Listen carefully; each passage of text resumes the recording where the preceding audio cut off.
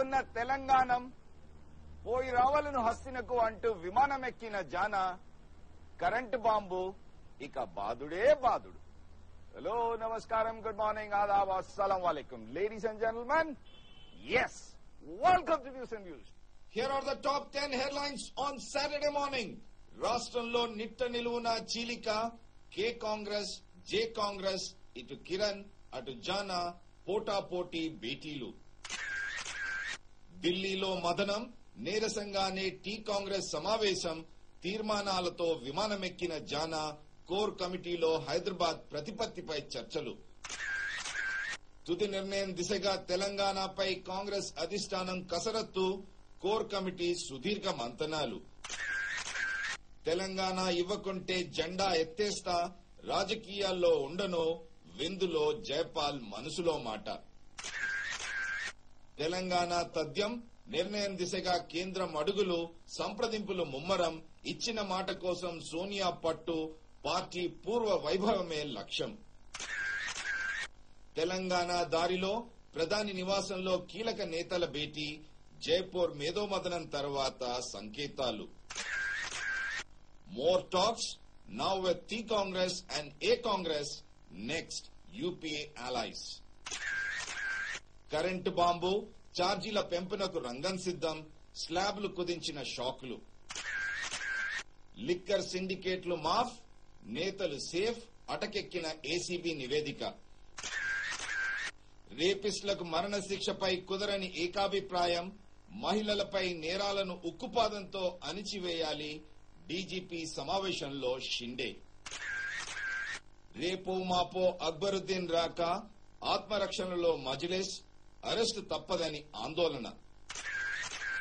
చివరిగా పక్షపాతం ఎలా, బ్యాట్స్మెన్ వైఫల్యమే కొంపముంచింది, సీనియర్లతో పొసగని తీరు. Ladies and gentlemen, have Telangana C brothers mastered the art of unity? Telangana Congress brothers ఐక్యతా రాగం ఆలపించారు. సమైక్యంగా ఉన్నామంటేనే గాని అధిష్టానం ఆదరించదా? Is Congress High Command committed for a separate statehood for Telangana? If yes, why is senior leader Jayapal Reddy singing the tune of saying goodbye to politics? Congress అధిష్టానం తెలంగాణకే కట్టుబడి ఉందా? ఇదే నిజమైతే ఇవ్వకపోతే రాజకీయాలకు సన్యాసమే అన్న సూదిని వారి మాటల మర్మమేంటి? జనరాయబారం.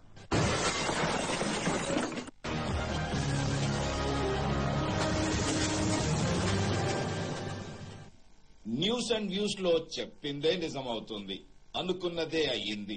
అడకత్తెరలో పోకచెక్కలా నలగకుండా తెలంగాణ సి బ్రదర్స్ స్వరం పెంచారు. ప్రత్యర్థులను తలదన్నేలా స్క్రిప్ట్ రచించారు.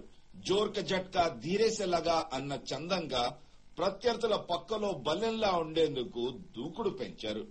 తెలంగాణపై శుక్రవారం రచ్చబండ సమావేశంలో తెలంగాణ సి బ్రదర్స్ హస్తిన పరిణామాలను ఏకరువు పెట్టారు. జగడాలు పక్కన పెట్టి ఐక్యతారాగం ఆలపించారు. అధిష్టానం తెలంగాణపై క్రియాశీలకంగానే ఉందని సంకేతాలు అందడంతో క్రెడిట్ వేరొకరికి దక్కకుండా జాగ్రత్త పడుతున్నారు. తెలంగాణ కాంగ్రెస్ పెద్దన్న అయిన జానారెడ్డిని రాయబారం కోసం ఢిల్లీ పంపేందుకే కంకణం కట్టుకున్నారు. కాంగ్రెస్ అధిష్టానానికి తమ స్వరం వినిపించేందుకు అన్ని అస్త్రాలు సిద్దం చేసుకున్నారు. పార్టీ పెద్దల మొగ్గు తెలంగాణ వైపే తూగితే రాబోయే పార్లమెంట్ సమావేశాల్లో తెలంగాణపై బిల్లు ప్రవేశపెట్టాలంటూ తీర్మానం చేశారు. ఇప్పటికే చిల్లర వర్తక డిబేట్ సమయంలో అఖిలపక్షం కోసం పట్టుబడిన తెలంగాణ సి బ్రదర్స్ తమ పంతం నెగ్గించుకున్నారు. ఆశించినంతగా అఖిలపక్ష సమావేశంలో వ్యతిరేకత వ్యక్తం కాలేదు. అంతేగాక కలిసొచ్చిన అవకాశాన్ని చేజార్చుకోకుండా తెలంగాణ సి బ్రదర్స్ పావులు కదిపే పనిలో పడ్డారు.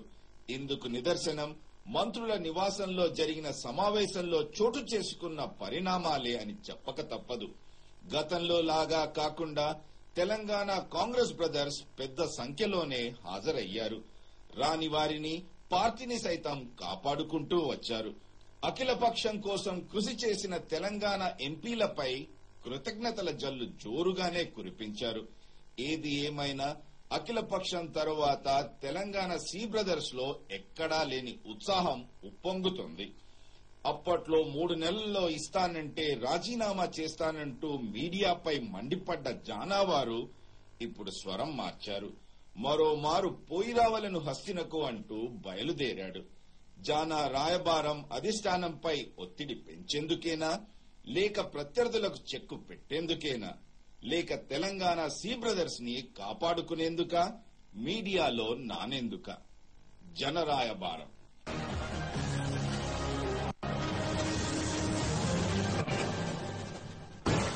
జనరాయబారం ఈ అంశాన్ని విశ్లేషించడానికి ఈరోజు స్టూడియోలో మిత్రులు, శాసన మండలి సభ్యులు కపిల్ భాయ్ దిలీప్ కుమార్ గారు, అదేవిధంగా తెలంగాణ ప్రజా సంఘాల జేఏసీ అధ్యక్షులు బెల్యాన్యాయ్ గారు, సిపిఎం పార్టీ నాయకులు వీరయ్య గారు, కాంగ్రెస్ అధికార ప్రతినిధి గూడూరు నారాయణ రెడ్డి గారు సిద్దంగా ఉన్నారు. ముందుగా వీరయ్య గారు మీతో ప్రారంభిద్దాం.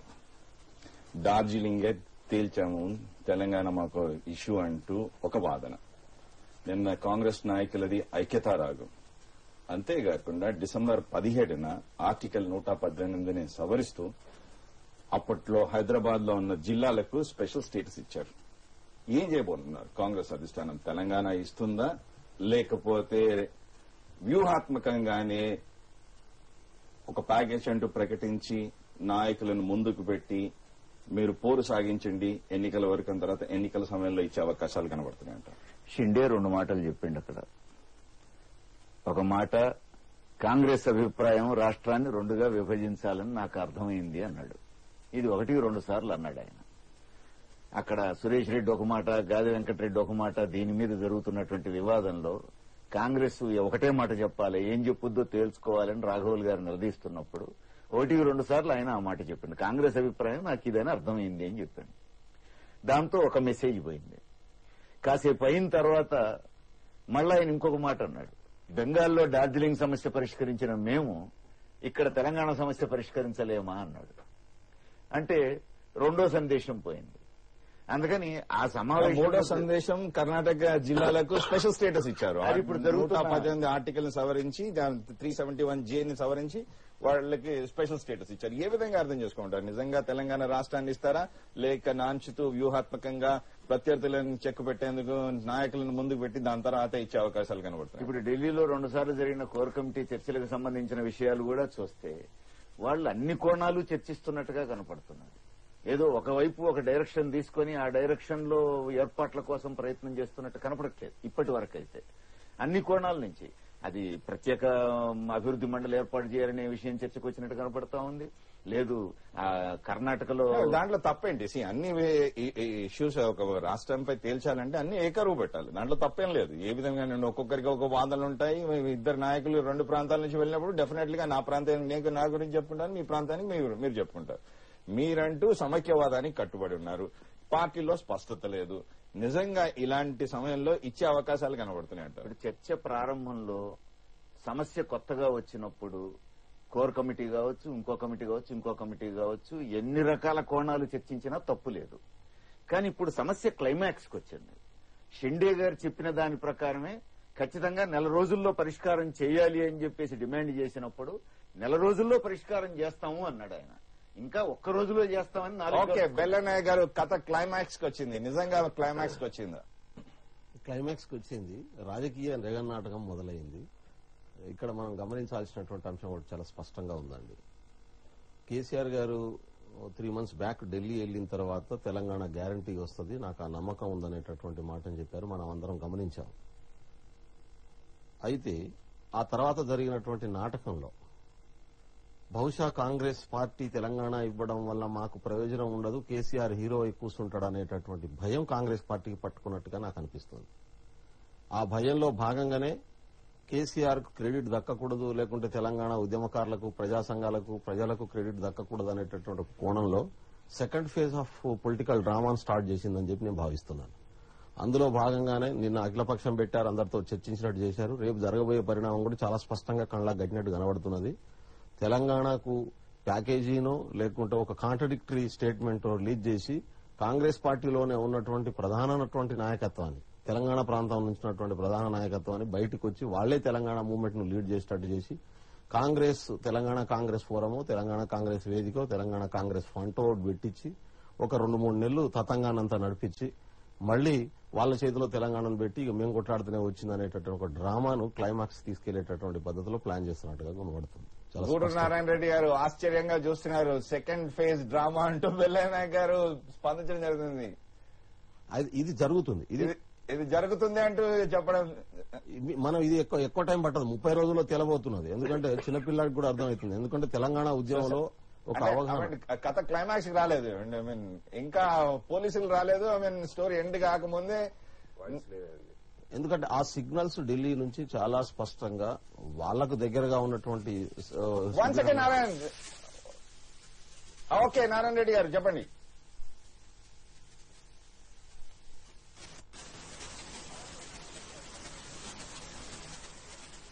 Narayan Reddy garu, 1 second there's some audio problem, 1 second and I'll rectify that audio problem and then I'll come back to you. I'm very sorry for that. సాంకేతిక కారణం వల్ల మీది ఆడియో రావడం లేదు. I'll rectify that and I'll come back to you. Dilip గారు ఏ విధంగా చూడమంటారు? ఒకటి ఇది బెల్లయ్య నాయక్ గారు చెప్పినట్టు ఈ క్లైమాక్స్ కు డెఫినెట్లీ ఇష్యూ ఏదో తీసుకొచ్చిన రేపు ఎల్లుండో ఈ విదిన్ 1 month టైం ఫ్రేమ్ లో ఆయన చెప్పిన ప్రకారంగా తెలంగాణ మీద ఒక స్పష్టమైన ప్రకటన కాంగ్రెస్ ఇస్తుందని నేను కూడా అనుకోవట్లేదు. మనం గతం నుంచి మనం ఒకటే స్టాండ్ మీద ఉన్నాం. ఎందువల్లంటే దానికి రీజన్ ఉంది. దానికి రీజన్ ఏంటంటే నిజంగా కనుక సీరియస్ గా ఈ రోజు తెలంగాణ గురించి వాళ్ళు ప్రకటన ఇవ్వదలుచుకుంటే అసలు మెయిన్ ఇష్యూస్ ఈ రోజు మనం నిన్న కూడా మీరు డిబేట్ లో పెట్టినటువంటి హైదరాబాద్ ఇష్యూ గానీ, వాటర్ ఏ విధంగా పంచబోతున్నారనే గానీ, ఈ హైదరాబాద్ ఉన్న వాళ్ళ సెటిల్మెంట్ గురించి కానీ ఇప్పటివరకు కూడా అది చర్చ మొదలగాలి. అవి ఇష్యూస్ కావని మనం అంటే అది అవివేకం అవుతుంది. అవి ఇష్యూస్ దానికి సమాధానం కూడా చెప్తూ ఇవ్వాలి తెలంగాణ. సో అక్కడ దాకా రాకుండానే ఈ రోజు డెఫినెట్లీ ఒక స్టెప్ ఇక్కడ మనం నిన్న మనం అబ్జర్వ్ చేసిన మీరు చెప్పిన జన రాయబారం అని అన్న దాంట్లో ఒక మనకు తెలంగాణ వాళ్ళకి సాటిస్ఫాక్టరీ అంశం ఏంటంటే చాలా మంది కాంగ్రెస్ వాళ్ళు ఒక ఐక్యతారాగాన్ని ఆలాపించి వాళ్ళు పోయి ఒక పెద్ద ప్రశ్న పెట్టారు. ఈరోజు అధిష్టానం మీద ఒక క్లియర్ మెసేజ్, రానోళ్ళని కూడా కాపాడుకుంటూ ఒక క్లియర్ మెసేజ్ అధిష్టానానికి అయితే ఇచ్చారు. ఇప్పటికి ఏంటంటే ఇదేదో జరగబోతుంది, ఇవ్వకపోతే నెగటివ్ చెప్తే మాత్రం ఏదో జరుగుతున్నటువంటి క్లియర్ మెసేజ్ ఇచ్చారు. కాకపోతే ఉన్న భయం వల్ల మన బెల్లయ్య నాయక్ గారు అన్నట్టు ఇంకొక ఎత్తుగడ ఏదన్నా వేసి ఇంకొన్ని రోజులు దాన్ని లాగి ఇది మాకే క్రెడిట్ రావాలి. డెఫినెట్ గా పొలిటికల్ తీసుకోండి క్రెడిట్. ఒకటి బెల్లయ్య నాయక్ గారు క్రెడిట్ అంటూ తీసుకోండి, ఫైన్, దాంట్లో తప్పేం లేదు. కానీ ఒక పక్క ఒక నెలలో నేను తేలుస్తానంటూ షిండే చెప్పడం, ఇంకో పక్క నిన్న సాయంత్రం విందులో సూదిని జైపాల్ రెడ్డి గారు ఒకవేళ ఇవ్వకపోతే ఇక నేను రాజకీయాలకు సన్యాసమే అంటే ఏ విధంగా అర్థం చేసుకోమంటారు? అంటే క్లియర్ అండి. ఇప్పుడు ఏమంటున్నానంటే నేను చెప్పేది నాకు స్టూడియో మాట్లాడడం వస్తుంది, ట్రైబల్ని కదా అటు ఇటు తిప్పి మాట్లాడడం రాదు. నేనేమంటున్నానంటే కాంగ్రెస్ పార్టీ ఇస్తే క్రెడిట్ కాంగ్రెస్ కే పోతుంది. అక్కడ టీఆర్ఎస్ కొట్లాడిని, మా దిలీప్ అన్న కొట్లాడిని, నన్ను కొట్లాడిని, ఎంతమందిని అన్న కొట్లాడిని, నో డౌట్ బీజేపీ ఏం లేనటువంటి ప్రాంతాల్లో 3 రాష్ట్రాలు ఇస్తే బీజేపీ పవర్ లోకి వచ్చింది, కాంగ్రెస్ కే లాభం జరుగుతుంది. పొలిటికల్ గా ఎవరికి లాభం వచ్చింది అనేది ఇమ్మెటీరియల్. కానీ పబ్లిక్ ని కన్ఫ్యూజ్ చేసి ఇంకా డ్రాగాన్ చేసి టైం పాస్ చేసి డ్యామేజ్ చేయడం అనేటటువంటిది మంచి విధానం కాదు. ఓకే నారాయణ రెడ్డి గారు గో హెడ్. ఐఎమ్ సారీ, ముందుగా మీ ఆడియో రాలేదు.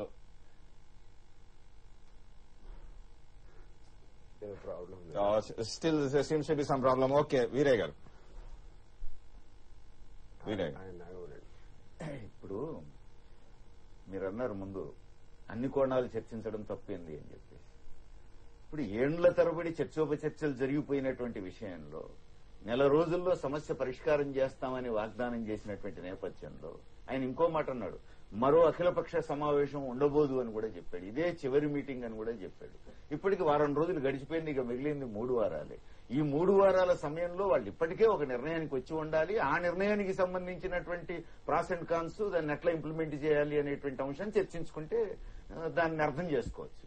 వాళ్ళు ఇప్పటికీ ఇంకా ఏ నిర్ణయానికి రాలేదని చెప్పేసి రకరకాల కోణాలు చర్చోపచర్చలు అక్కడ మొదలు పెట్టడం అని అంటే ఇది 3 వారాల్లో అయ్యేదా పోయేదా అనేటువంటి సందేహాలకు అవకాశం వాళ్ళు ఇస్తున్నారు. అందుకని మెల్లగా ఏదో పేరు మీద ఇప్పుడు మొన్న జరిగినటువంటి సమావేశం తర్వాత వచ్చిన సందేశం ఏమిటి, బయటికి ఫీలర్స్ అన్ని వాళ్ళెవరో లీక్ చేయకుండా వచ్చేవైతే కావు ఇవి. ఇప్పుడే ఎందుకు పరిష్కారం చేయాలి? బెల్లయ్య నాయక్ గారు ఒకటి అన్నారు, క్రెడిట్ కోసం తంటాలు పడుతున్నారు. ఇప్పుడు ఒక ప్యాకేజ్ అంటూ ఇప్పుడు ప్రకటించి దాని తర్వాత ఓ నాయకుడితో రాజీనామా చేపించి ఆ నాయకుడిని ముందు పెట్టి మీరు పోరు సాగించండి, మీ వల్లనే మేము రాష్ట్రం ఇచ్చారన్న మాటలు బెల్లయ్య నాయకుడు కూడా అన్నారు. దాన్ని ఏ విధంగా అర్థం? Good morning Doordarshan. తను చేసినటువంటి పని వల్ల తనకు లాభం గుడ్ మార్నింగ్ దూరదర్శన్ 1 2 3 కోరుకోవడం అనేది Good morning. సహజం. దాన్ని ప్రశ్నించలేము. నాకే కానీ వినబడుతుంది. తన ప్రయోజనం కోసం ప్రజల జీవితాలతో ఇంకా ఆటలాడుకుంటాను అని అంటే అంతకంటే బాధ్యతారాహిత్యం మరొకటి లేదు. ఇప్పటికి ఏండ్ల తరబడి ఈ పాచికలు నడుస్తా ఉన్నాయి. ఇంకా ఎంతకాలం నడుపుతారు?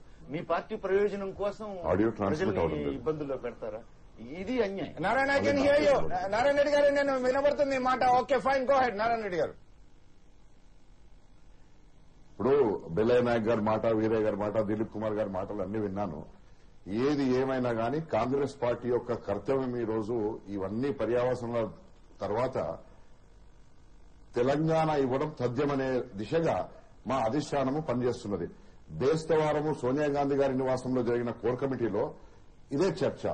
నిన్న శుక్రవారం, ప్రతి శుక్రవారం కోర్ కమిటీ మీటింగ్ జరుగుతుంది. ఆ కోర్ కమిటీలో కూడా ప్రత్యేకంగా తెలంగాణ పైన చర్చ. అంటే షిండే గారి మాటలకు అనుగుణంగా అంటే 30 రోజుల్లో మేము తెలంగాణ పై నిర్ణయం మీకు ప్రకటిస్తాము అనే మాటలో నిజం అనేది తెలుస్తున్నది. సో దీన్ని ప్రతి ఒక్కరూ పాజిటివ్ గా గమనించి దీని విషయంలో పాజిటివ్ గా ఆలోచిస్తే ఒకటి నారాయణ రెడ్డి గారు, మేమంతా పాజిటివ్ గానే ఉన్నాము. నారాయణ రెడ్డి గారు, మేమంతా పాజిటివ్ గానే ఉన్నాము. మీ నాయకుల మాటకు వస్తే నిన్న అందరూ కలిసి కొంతమంది రాకున్నా గానీ వాళ్ళని కాపాడుకుంటూ వచ్చారు, ఐక్యతా రాగం ఆలపించారు నిన్న. అంతేకాకుండా మళ్లీ ఒక నెల రోజుల సమయం మీ నాయకుడే కదా, హోంశాఖ మాత్యులు, మీ నాయకుడు నెల రోజుల సమయం అడిగాడు. మళ్లీ జానా రాయబారాన్ని పంపించి, అంతేకాకుండా వచ్చే సమావేశాల్లో ప్రత్యేక బిల్లును తీసుకురావాలంటే ఏ విధంగా అర్థం చేసుకోమంటారు?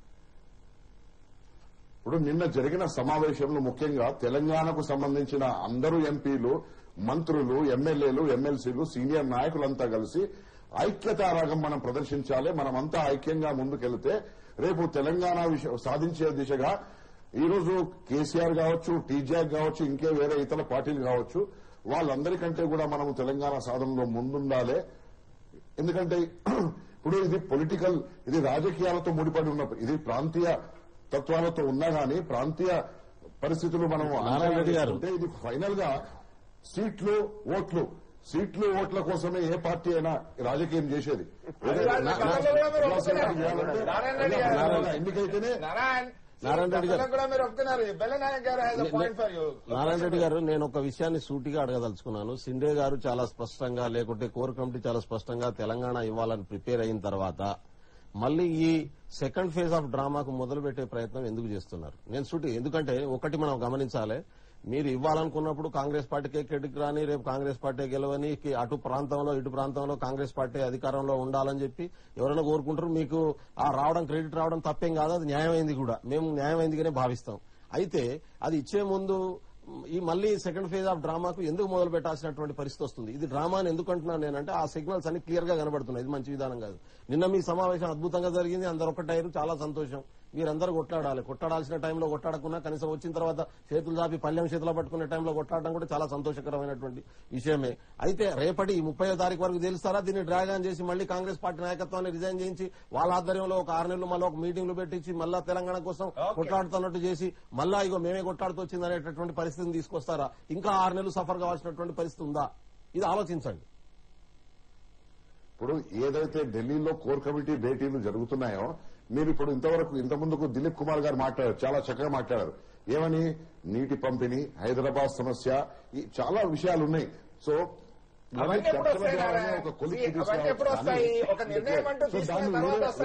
అపార్థం చేసుకోవాల్సిన అవసరము, అగత్యం మనకు అవసరం లేదు. ఒకటి నారాయణ రెడ్డి గారు, అవన్నీ ఎప్పుడు వస్తాయి? ఒక నిర్ణయం తీసుకున్న తర్వాత వస్తాయి కదా. నేను ఒక ఉదాహరణ ఇచ్చాను. డిసెంబర్ 17 పోయిన సంవత్సరం ఆర్టికల్ 371 జేని సవరిస్తూ 118 సవరణ చేస్తూ అప్పటి పూర్వ హైదరాబాద్ జిల్లాలకు మీరు స్పెషల్ స్టేటస్ ఇచ్చారు. ఇంకో మాట, ఆయనేమో డార్జిలింగే తేల్చాం మేము, ఇదంతా మాకు అంటే అలా ఒక పక్క ఆ స్టేటస్ ఇచ్చుకుంటూ ఇటు నిజంగా రాష్ట్రం ఇచ్చే అవకాశాలు కనబడుతున్నాయి. రమాకాంత్ గారు, కాంగ్రెస్ గతంలో ఇచ్చిన ఒక ఇంపార్టెంట్ పాయింట్ కూడా మనం దృష్టిలో పెట్టుకోవాలి. గుజరాత్ రాష్ట్రాన్ని మహారాష్ట్ర నుంచి వేరు చేసినప్పుడు బాంబే మీద ఇట్నే గొడవ అయితే బాంబేను పక్కన పెట్టేసి అది యూనియన్ టెరిటరీగా డిక్లేర్ చేస్తూ గుజరాత్ ను డిక్లేర్ చేసిన తర్వాత మళ్లీ అది బాంబే మహారాష్ట్రలో కలిపినటువంటి సందర్భం కూడా మనం చూడొచ్చు. అటువంటిది ఏమన్నా మళ్లీ చేయబోతున్నా? నారాయణ రెడ్డి గారు, మనము ఈ రోజు ఊహించుకోవాల్సిన అవసరం లేదండి. తెలంగాణ అనే సమస్య గతంలో మనము గుజరాత్ లేక గూర్ఖా ల్యాండ్ తో మనం పోల్చొద్దు. Telangana was definitely existing and now the demand for creation of Telangana it is natural. అన్ని ఏ ఇతర రాష్ట్రాలతో పోల్చుకోవాల్సిన అవసరం లేదు. ఎందుకంటే గతంలో కావాలనే కోరిక చాలా సమంజసమైంది. దాన్ని పరిగణలోకి తీసుకునే ఈ రోజు తెలంగాణ అనే రాష్ట్రాన్ని క్రియేట్ చేయాలంటే ఇది కొత్తగా దాన్ని ఏదో క్రియేట్ చేయాలనే అవసరం కాదు. ఇది గతంలో ఉన్నదాన్ని సమైక్యాంధ్రంలో కలిపిన రాష్ట్రాన్ని ఈరోజు మళ్లీ మనకు మా రాష్ట్రం మనకు కావాలని చెప్పి ఏదైతే భావన తెలంగాణ వాదులకు ఉన్నదో దాన్ని ఇంకా వేరే ఇతర రాష్ట్రాలతో మనం ఇది మన ఫండమెంటల్ రైట్. నారాయణ రెడ్డి గారు సమైక్యవాదానికి కట్టుబడిన Veeraiah garu has a question for you. Go head Veeraiah garu. ఇప్పుడు 28వ తేదీన అఖిలపక్ష సమావేశం జరిగింది. ఈ సమావేశంలో పాల్గొన్నటువంటి హోమ్ మినిస్టర్ షిండే గారి అభిప్రాయాల విషయంలో కూడా వివాదాస్పదమైన ఈరోజు తెలంగాణలో ఉన్న కాంగ్రెస్ పార్టీ నేతలందరూ ఐక్యంగా నిన్న ఒక తీర్మానం చేసినందుకు ఖచ్చితంగా రాబోతున్నది తెలంగాణ ఇక వచ్చిందన్నట్టుగానే మాట్లాడుతున్నారు. ఇది ఓ భాగం. కానీ అదే సమావేశంలో పాల్గొన్నటువంటి మరో నాయకుడు గాది వెంకటరెడ్డి బయటకు వచ్చిన తర్వాత మనందరికీ తెలుసు, ఓపెన్ గానే చెప్పిండు, షిండే గారు తెలంగాణ గురించి ఏం చెప్పలేదు. బయటకు వచ్చిన తర్వాత నేను అడిగితే ఇది ఎక్కడిది వచ్చేదయ్యా, ఇది అయ్యేదా పోయేదా, మా దగ్గర విదర్భ ఏం కావాలని చెప్పేసి ఆయన అన్నాడు. అందుకని రాబోవట్లేదు అని మరో కాంగ్రెస్ నాయకుడు గాది వెంకటరెడ్డి చెప్పాడు. అంటే ఈ రాష్ట్రంలో ఉన్నటువంటి కాంగ్రెస్ నాయకులే ఈ ప్రాంతం వాళ్ళు ఈ మాట, ఆ ప్రాంతం వాళ్ళు ఆ మాట, రెండు మాటలు ఇంకా కొనసాగిస్తున్నారు. ఒకటి వీళ్ళు రెండు మాటలు కొనసాగించడమే కాదు, 28వ తేదీ సమావేశం నిర్వహించినటువంటి హోంమంత్రి అభిప్రాయాలను ఇప్పుడు వివాదాస్పదం చేసిండ్రు. హోంమంత్రి ఇంతవరకు ఖండించలేదు లేదా క్లారిఫై చేయలేదు. అంటే ఏమనుకోవాలి, హోంమంత్రి నిజంగా మాట అన్నాడు అనుకోవాలి. ఓకే దిలీప్ మీ సమావేశాన్ని. ఓకే నారాయణ రెడ్డి గారు, వీరయ్య గారికి గాది వెంకటరెడ్డి చేసిన వ్యాఖ్యలని మనం ఇక్కడ పరిగణలోకి తీసుకోవాల్సిన అవసరం లేదు. వీరయ్య గారు, హోమ్ మినిస్టర్ గాది వెంకటరెడ్డి ఇంకో తోకల వెంకటరెడ్డి చెప్పిన మాటలకు ఆయన ఖండించవలసిందే అవసరం లేదు, లేకుంటే ఇంకేదో సమర్థించవలసిన అవసరం లేదు. ఇక్కడ ఆయన ఎప్పటికైనా సమైక్యవాది గాది వెంకటరెడ్డి అనే వ్యక్తి. ఆయన చెప్పిన మాటలను ఇక్కడ కాంగ్రెస్ అధిష్టానం పరిగణలోకి తీసుకునే ప్రసక్తి లేదు. క్లారిఫై చేయాల్సిన అవసరం లేదు అనేది కరెక్ట్ కాదు. ఎందుకంటే ఇష్యూ ఈ రాష్ట్రానికి సంబంధించింది. మాట్లాడింది ఆ సమావేశంలో పాల్గొన్న వ్యక్తి, మాట్లాడింది షిండేతో మాట్లాడాను స్వయంగా అని చెప్తున్నారు. రెండోది, గాది వెంకటరెడ్డి గారి అభిప్రాయాలను అంగీకరించడమా అంగీకరించకపోవడమా సపరేట్ ఇష్యూ. కానీ షిండే గారు అన్నారా అనలేదా అనేది క్లారిఫై చేయాలి కదా రాష్ట్ర ప్రజానీకానికి. షిండే గారు ఆ క్లారిఫికేషన్ ఇవ్వట్లేరు.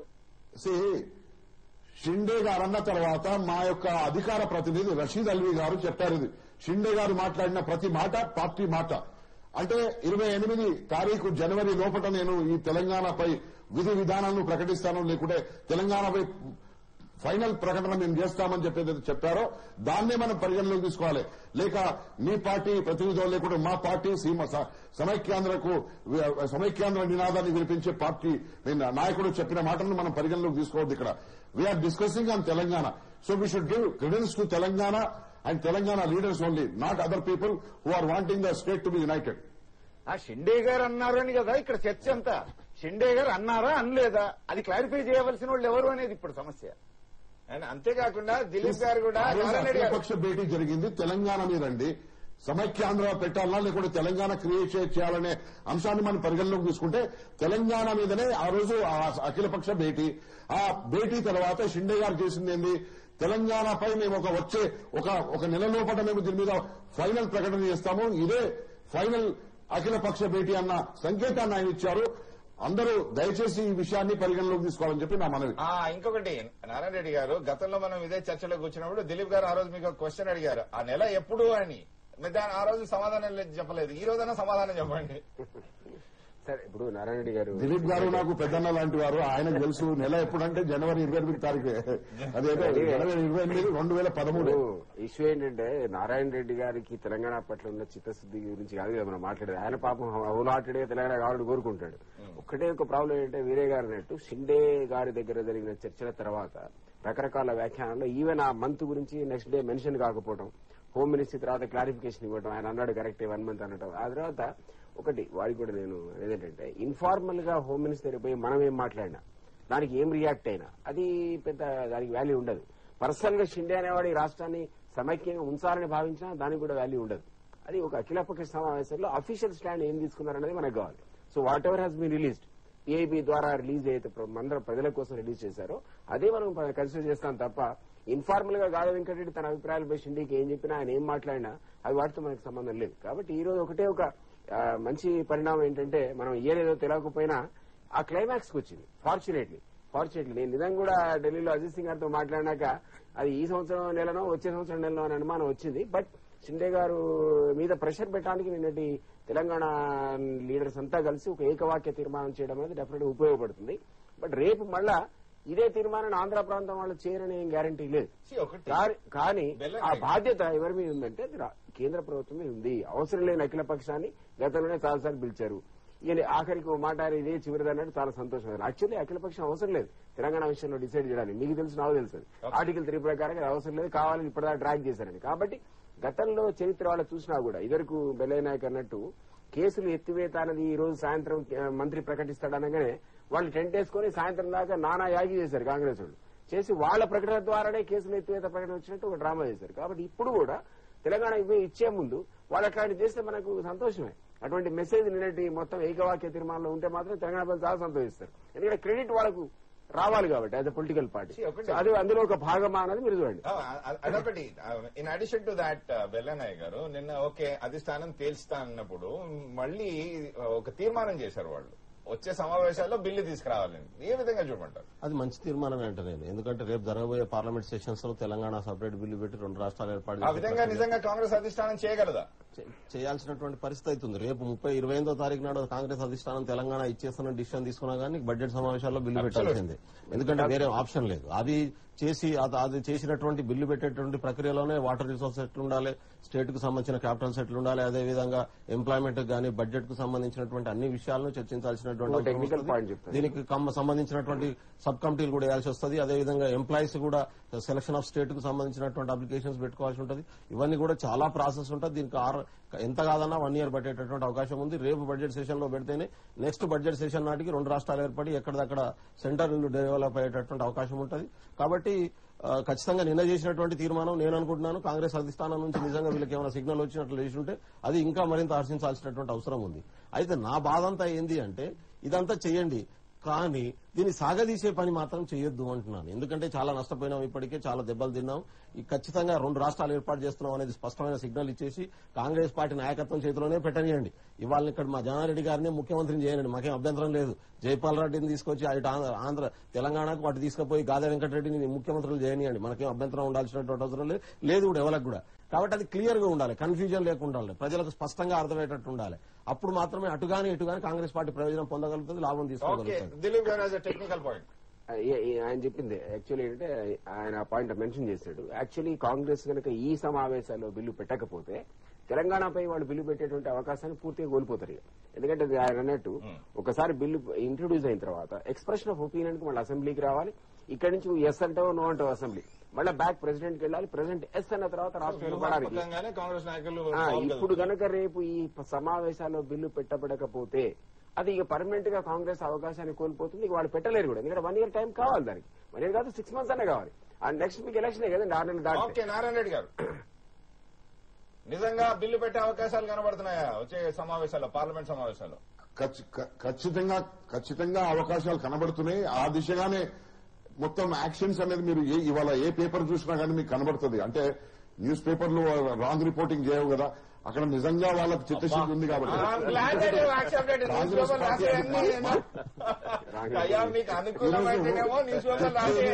కాంగ్రెస్ పార్టీ అని చెప్పిన మా సీనియర్ నాయకుల నినాదాలు అవి నిజం కావాలి, అవి సాకారం కావాలంటే ఖచ్చితంగా మా అధిష్టానం ఆ దిశగా నిర్ణయం తీసుకుంటేనే మంచిది.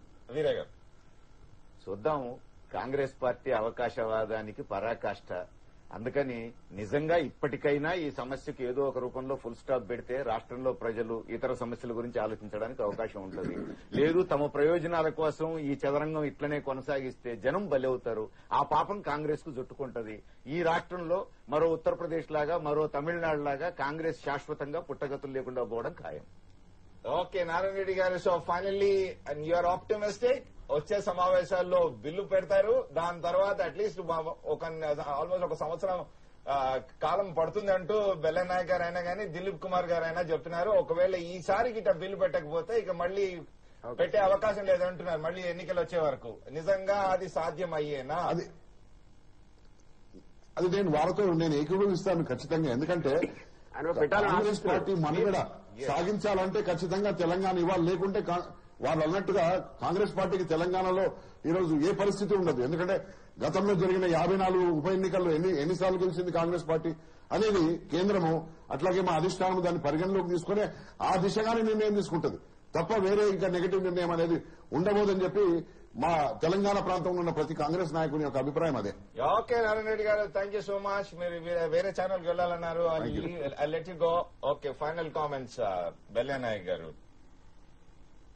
ఒకటేనండి, మనం ఇవాళ కాంగ్రెస్ అధిష్టానము ఫేర్ అండ్ ఫ్రాంక్ గా మన వీరయ్య గారు చెప్పినట్టు రాజకీయ డ్రామాలకు తెరదించకుండా నిర్ణయం తీసుకుని ఖచ్చితంగా తెలంగాణ సీమాంధ్ర 2 రాష్ట్రాలను ఏర్పాటు చేసి ఈ 2 రాష్ట్రాల అభివృద్ధికి చేయూతనందించే విధంగా వ్యవహరించాలని చెప్పి, అదేవిధంగా సీమాంధ్ర ప్రాంతంలో ఉన్నటువంటి ప్రజలు ఖచ్చితంగా 2 రాష్ట్రాలకు సపోర్ట్ చేస్తున్నారు. అయితే పెట్టుబడిదారులను కంట్రోల్ చేస్తూ ప్రజలు ఒక స్పష్టమైనటువంటి కేంద్ర ప్రభుత్వం తీసుకునే నిర్ణయంతో తోడుగా ఉండాలని చెప్పి మనస్ఫూర్తిగా అందరినీ విజ్ఞప్తి చేస్తున్నాను. ఇంకొకటి నిన్న రాత్రి నాయకులతో మాట్లాడినప్పుడు ఓకే నిర్ణయం అంటూ తీసుకుంటాము 2 రాష్ట్రాల కోసం. కొన్ని రోజులు హైదరాబాద్ ఉమ్మడి రాజధానిగా చేసి అది ఎన్ని రోజుల్లో దానిపై స్పష్టత ఇవ్వాలి చేసి దాని తర్వాత సాధ్యాసాధ్యాలు చూసిన తర్వాత నిర్ణయం తీసుకుంటామంటూ చెప్పడం జరిగింది. అదే ధోరణి కాంగ్రెస్ అధిష్టానంలో కనబడుతున్నట్టు భావించారు. నేను అనుకోవడం కాంగ్రెస్ ఏదో కిరికిరి మెలిక పెట్టకుండా ఈ ఇష్యూని అంత ఈజీగా సాల్వ్ చేయదు. బట్ అల్టిమేట్ కూడా ఇది ఒక అన్నెసరీ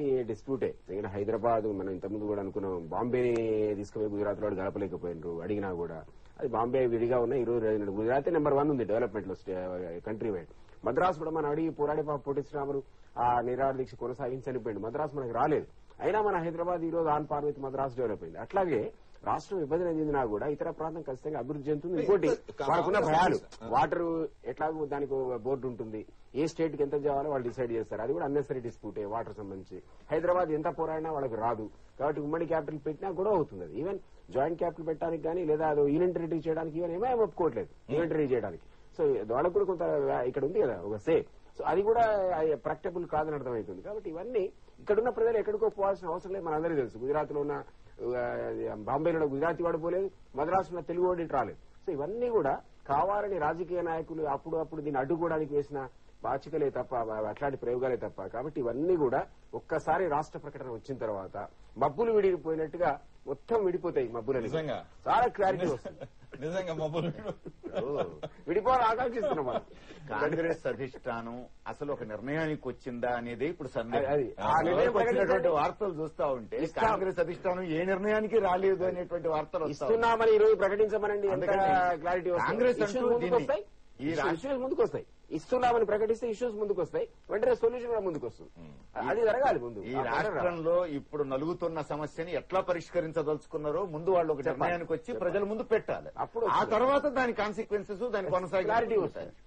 ఓకే, తెలంగాణ సి పెద్దన్న అయిన జానారెడ్డి ఢిల్లీ రాయబారానికి వెళ్లారు.